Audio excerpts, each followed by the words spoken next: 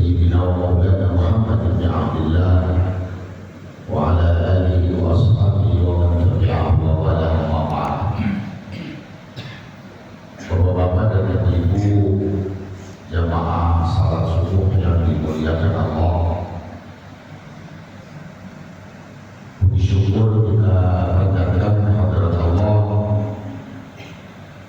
Alhamdulillah, pagi hari ini kita telah berhasil mengalahkan bisikan, godaan, dan ajakan syaitan. Pada pagi hari ini kita telah berhasil mengendalikan nafsu kita.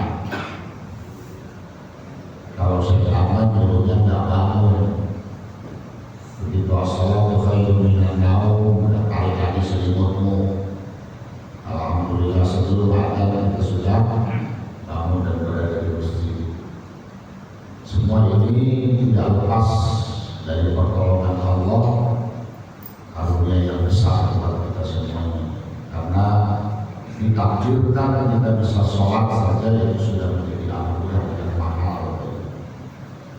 Rahmat dan salam Allah semoga senantiasa dicurah limpahkan pada baginda Nabi besar Muhammad Sallallahu Alaihi Wasallam, keluarga, para sahabat, beserta para pengikutnya sampai hari kiamat. Para jamaah yang dimuliakan oleh Allah, materi kita hari ini tentang fikih. Hadirin, ketika kita membahas persoalan fikih, maka kita harus siap dengan perbedaan. Karena fikih itu berbeda dan pasti berbeda. Kalau kita tidak ingin berbeda, kaji tauhid. Ya. Kalau tauhid itu pasti tidak ada perbedaan. Sifat Allah kudrat ya kudrat, nggak ada cabang-cabangnya. Tapi ketika kita berbicara tentang fikih, maka kita harus siap untuk berbeda. Karena memang hakikatnya fitrah kita manusia itu adalah berbeda. Karena dalam fikih dari Rasul turun ada 4 sahabat, itu sudah berbeda pendapat. Kemudian ada ulama mujtahid mutlak kita yang diakui dunia ini juga 4. Ada Hanafi, ada Maliki, ada Syafi'i, ada Hambali, dan itu berbeda pendapat. Nah, kalau kita sudah siap dengan perbedaan pendapat itu, artinya kita tidak merasa paling benar sendiri dalam hal fikih, maka itulah yang disampaikan oleh Nabi Sallallahu Alaihi Wasallam. Sesungguhnya orang yang bakal dianugerahkan kebaikan oleh Allah Subhanahu Wa Taala adalah orang yang dalam jiwanya diberi pemahaman tentang agama yang dalam. Itu orang yang paling terbaik dari sekali. Dia diberi pemahaman tentang agama yang dalam. Nah, Bapak Ibu yang dimuliakan oleh Allah, di subuh kali ini izin singkat saja Pak Salawi, kita akan bahas tentang jamak dan qashar. Itu merupakan sholat di perjalanan, bukan sholat di jalan, Bapak Ibu ya. Jangan coba-coba mau sholat di jalan, sholat di perjalanan. Jamak atau qashar, la junaha alaikum an taqsuru min as-shalah. Tidak berdosa atas kalian untuk mengqashar sholat. Hukum ini sudah diselenggarakan oleh Allah dalam Al-Quran. Maka Nabi pernah bersabda, khairul ummati idza safaru qasaru wa afaru. Sebaik-baik umatku adalah orang yang ketika menempuh perjalanan dia mengqasar salatnya, dan walaupun dia kuat dia buka puasanya. Kenapa? Karena ini rukhsah. Bahasa lain sedekahnya Allah kepada kita hamba-hambanya. Terkait tentang jamaah dan qasar, tentu tidak begitu saja dispensasi itu bisa kita pergunakan tanpa ada syarat. Syarat yang pertama, ketika berbicara tentang jamak atau qasar, jarak tempuhnya dulu.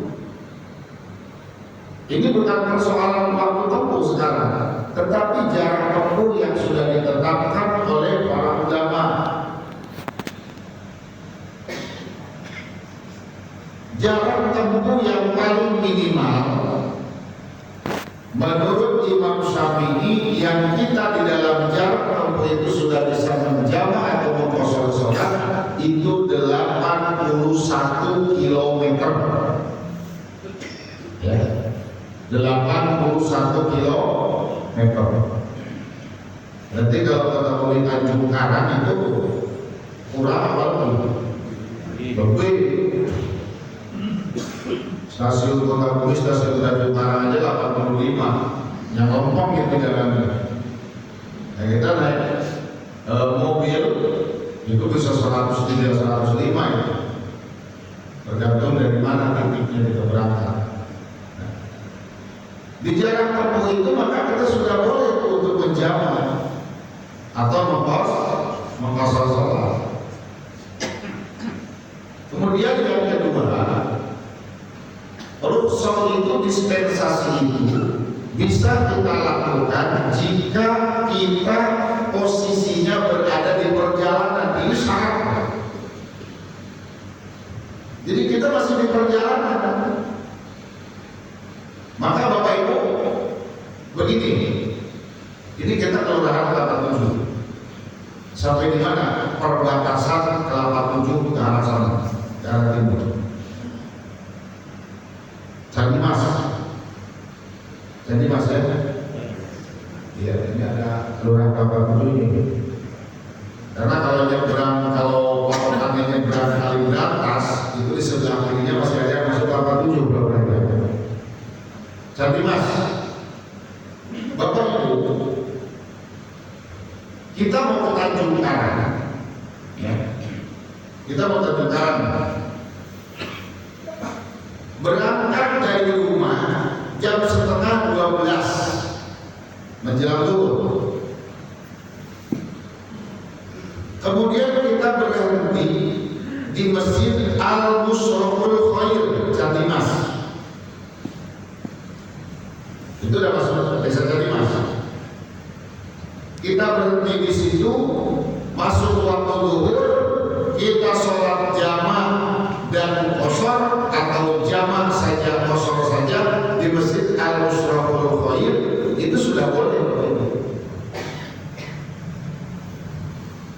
Lalu masih tetangga desa, iya, tetapi kita sudah berada di perjalanan dan kita keluar dari kampung halaman kita Kelapa 7 itu sebelum masuk waktu zuhur.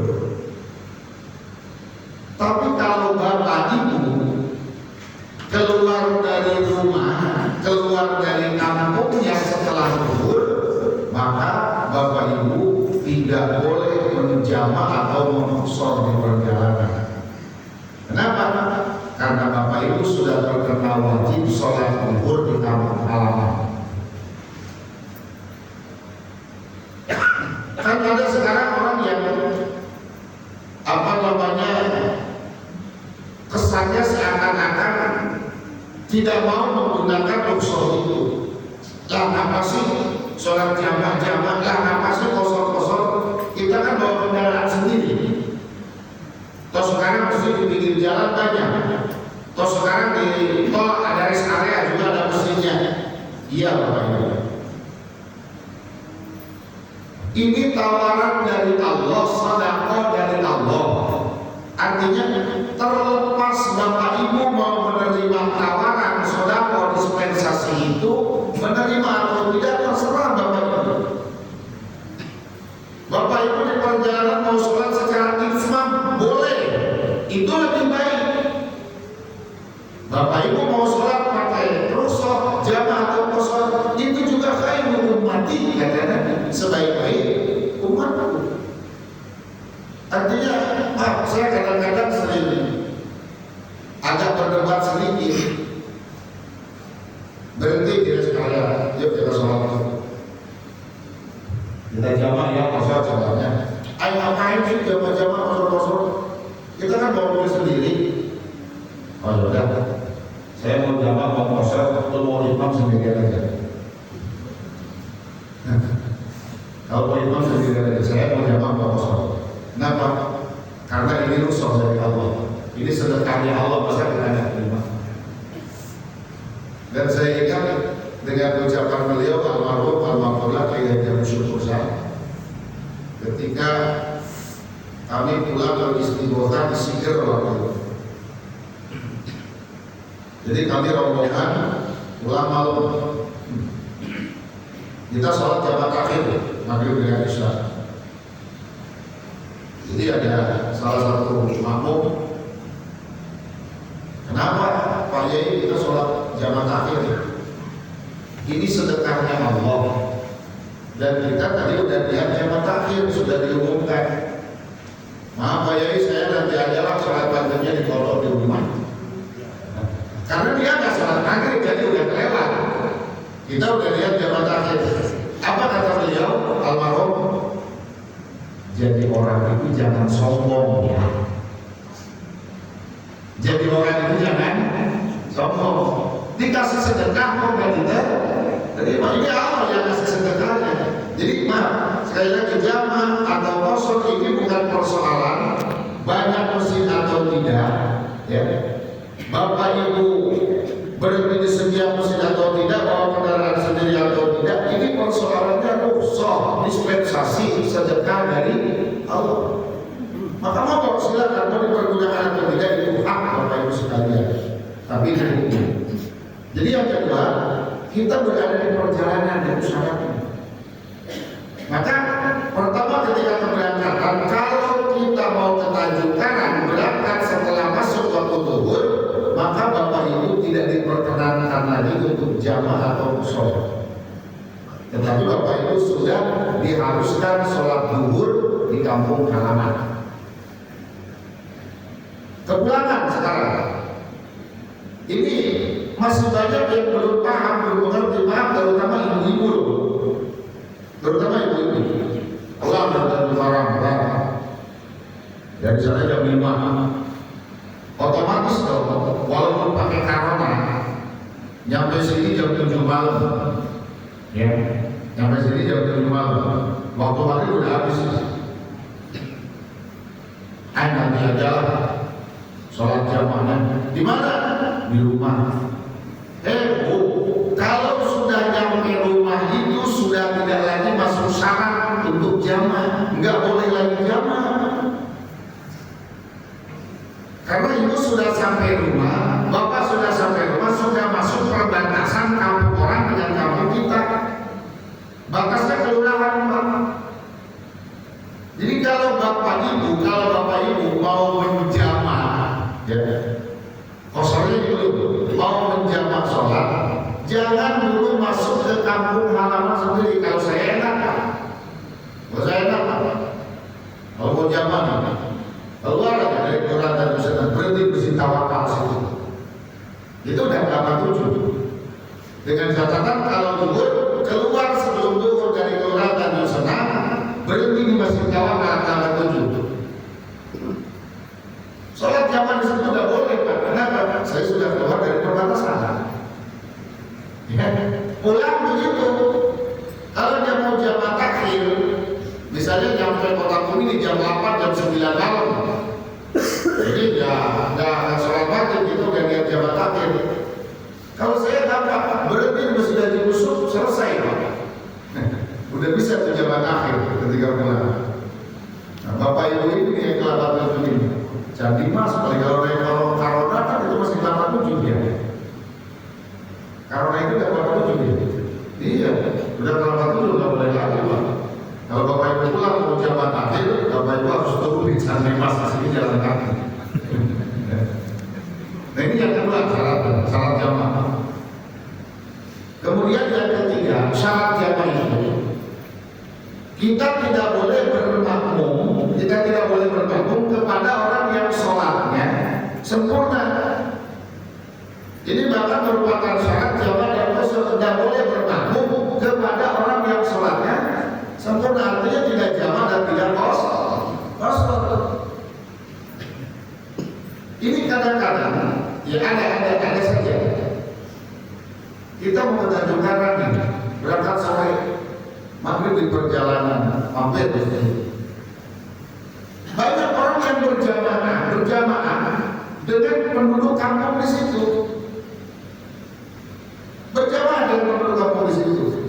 Setelah imam rawatib di situ selesai mengakhiri sholat dengan salam, kemudian dia berdiri lagi. Sholat lagi. Begitu selesai sholat, kamu tadi setelah sholat maghrib sholat apa? Ya sholat isya kosong. Oh begitu caranya. Dalam hati ini orang ngaji gimana sih? Gitu. Kalau saya nggak begitu Pak. Jadi ketika kita mau menjamak sholat di masjid itu ada orang yang sedang melaksanakan sholat imam, katakan maghrib, di situ berjamaah. Saya tunggu dulu kok. Saya nggak ikut sholat maghrib berjamaah. Kenapa? Saya mau jamaah, saya mau kosong. Karena Nabi pernah mengatakan tidak diperkenankan di dalam masjid itu ada dua sholat berjamaah yang dipimpin oleh dua orang imam. Tunggu dulu mereka selesai, baru kita sholat. Kalau mau berjamaah, jangan kita dirikan sholat berjamaah sementara di dalam masjid itu ada orang yang sedang sholat berjamaah. Ini kan kadang-kadang kita kesannya masing-masing. Kalau saya tunggu, jadi tidak berjamaah dengan imam rawatib di situ. Ini kekeliruan.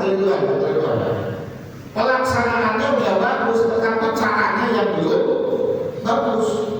Kalau kita mau jamaah atau mau qashar, maka sholat kita tidak boleh bermakmum dengan imam rawatib di sana. Kita kalau bawa kawan, ya kita nanti bisa berjamaah dengan kawan. Kalau sendiri, ya monggo kita sholat sendiri. Tapi kalau bisa tunggu dulu orang yang sholat sempurna selesai. Terus ditambah bagi yang sholat jamaah, ya, sholat jamaah takdim, maka syaratnya dahulukan sholat yang punya waktu saat itu. Misalnya di jamaah takdim zuhur dengan asar, berarti kalau zuhur dengan asar, jamaah takdim yang ditarik sholat apa? Jamaah takdim yang ditarik sholat apa? Asar itu zuhur. Maka syarat yang dilakukan, sholat pertama yang dilakukan zuhur dulu, baru asar. Maghrib dengan isya jamaah takdim, berarti yang ditarik sholat isya. Maghrib dulu yang dilakukan, baru isya. Terus kalau jamaah takhir, karena jamaah itu ada dua, ada takdim, ada takhir. Kalau takdim, sholat yang kedua ditarik ke waktu sholat yang pertama. Kalau takhir itu sholat yang pertama dilaksanakan di waktu yang kedua, bukan ditarik bahasanya, dilaksanakan di waktu yang kedua. Nah, kalau dia jamaah takhir, monggo Bapak Ibu bisa pilih mau dulu dengan asar, jamaah takhir, berarti dikerjakan di waktu asar. Silakan Bapak Ibu mau sholat zuhur dulu kemudian asar, boleh. Mau sholat asar dulu kemudian zuhur, boleh. Silakan kalau jamaah takhir. Tapi kalau jamaah takdim harus sholat yang punya waktu dulu didahulukan. Persoalannya sekarang tentu berbeda antara jamaah takdim dan jamaah takhir. hadirin, niat kita untuk sholat jamaknya saat takbiratul ihram sholat yang pertama. Ini saya contohkan dulu dari asar kan, jamak takdim berarti asar dari zuhur. Niatnya di takbiratul ihram sholat pertama. Dapat niatnya begini, usolli fardhu dhuhri arba'a raka'atin. Kita belum kosor ya. Usolli fardhu dhuhri arba'a raka'atin majmu'an ma'al asli. Imaman atau makmuman atau sendiri lillahi ta'ala. Usolli fardhu dhuhri arba'a raka'atin majmu'an ma'al asli. Itu belum niat. Niatnya dalam hati ketika Allah, dalam hati kita niat sengaja sholat zuhur 4 rakaat dijamak serta asar patutan Allah. Nanti setelah zuhur usai dengan salam, bapak langsung berdiri, ibu langsung berdiri melaksanakan sholat asar. Niatnya nggak usah pakai majmu'an lagi, cukup usolli fardhu asri arba'a raka'atin lillahi ta'ala. Nggak usah pakai majmu'an lagi. Kenapa? Niat jamaknya udah tadi di waktu pertama. Paham? Jelas loh. Nah, beda jamak takdim tentu beda jamak takhir. Kalau jamak takhir itu mengucapkan niatnya bukan pada saat takbiratul ihram sholat, tetapi begitu masuk zuhur dengan asar nih, mau di jamak takhir, berarti sholat itu dikerjakannya di waktu asar. Maka ketika masuk waktu zuhur, Allahu Akbar, di dalam waktu zuhur jam berapapun terserah. Mau jam 1:30, jam 1, setengah 2, jam 2, setengah 3, yang penting waktu zuhur belum habis. Bapak ibu niat jamak takhir. Gimana niatnya? Gak usah pakai usolli. Kita belum sholat. Niat jamak takhir, nawaitu takhirul dhuhri ilal asri fardhu lillahi ta'ala. Atau nawaitu jamak takhir dhuhran ilal asri. Itu lafaznya banyak. Kalau kalimat-kalimat yang bisa dipilih, intinya dia itu dalam hati, ya. Dia itu dalam hati. Bapak ibu ucap dalam hati, itulah niat. Aku niat melakukan, aku niat jamak takhir zuhur ke asar fardhu karena Allah. Itu aja simpel. Dalam hati. Ketika waktu zuhur sudah masuk, ngazam untuk jamak takhir, niat dalam hati, aku niat jamak takhir zuhur ke asar fardhu karena Allah dalam hati. Dan tidak sholat itu. Begitu masuk waktu asar, bapak ibu berhenti di masjid, terserah tadi mau zuhur dulu atau asar dulu, tidak disyaratkan seperti itu. Terus saat niatnya harus pakai jamak lagi, nggak usah. Nggak usah. Kenapa? Karena niat jamaknya kan sudah tadi di waktu zuhur. Udah tinggal niat biasa aja.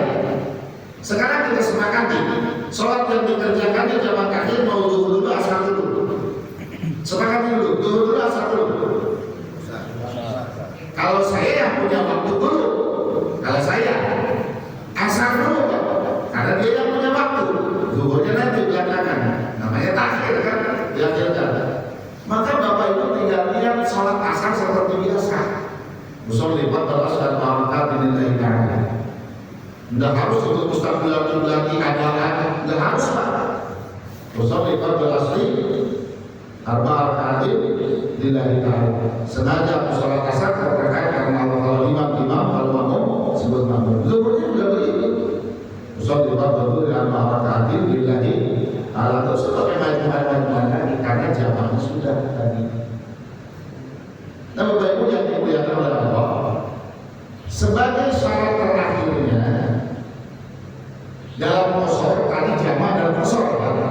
Dalam qasar sebagai syarat terakhirnya, sholat yang di qasar itu hanya sholat yang memiliki 4 rakaat.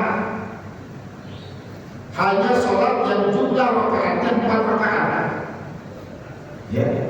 Berarti yang bisa dipangkas qasar itu memangkas dan diempat menjadi 2, itu qasar. Berarti sholat yang boleh di qasar itu hanya 3 waktu sholat: zuhur, asar, isya. Maghrib tidak bisa diqasar. Kalau maghrib boleh qasar sampai mana setengah rakaat.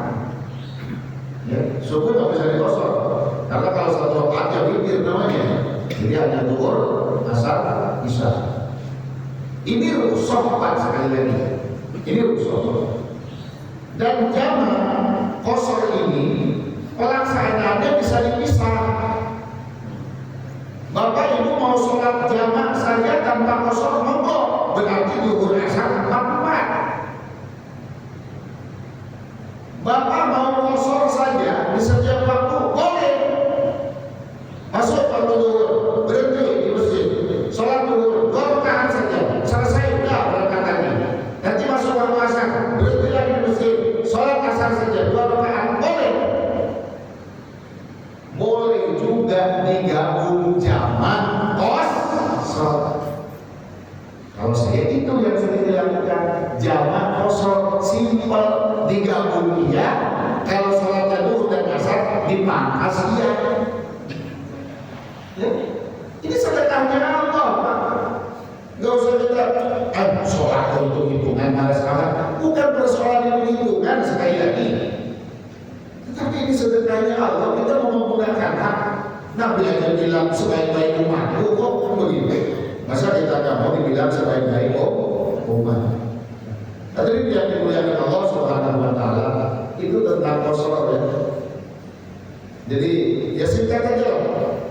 Kosor memangkas sholat, jamak berarti mengumpulkan sholat. Ini sedekahnya Allah yang hak kita untuk menggunakannya, hak kita untuk tidak menggunakannya. Silakan.